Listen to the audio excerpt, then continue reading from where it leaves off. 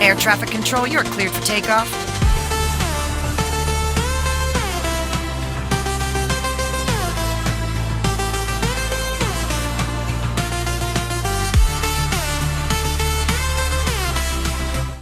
Pen police Thane हद्दीत सोमवार दिनांक 2 मार्च रोजी म्हाडा कॉलनी परिसरात धक्कादायक फसवणुकीची घटना घडल्यानं परिसरात एकच खळबळ उडाली आहे.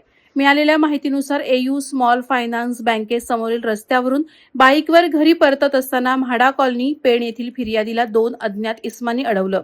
नंबर नसलेल्या बाईकवरून आलेल्या या दोघांनी स्वतःला पोलीस असल्याचं सांगत सोनं घालून का फिरता, चोरी होतात हे माहीत नाही का असं सांगत फिर्यादीचा विश्वास संपादन केला. गळ्यातील सोन्याची चैन आणि हातातील 2 सोन्याच्या अंगठ्या काढून पिशवीत ठेवण्यास सांगितल्या. फिर्यादी डिक्कीत ते दागिने ठेवत असताना दोघांनी बोलण्यात गुंतवून हात चलाखीनं अंदाजे 99,000 रुपयांचे सोन्याचे दागिने घेतले आणि घटनास्थळावरून पळ काढला.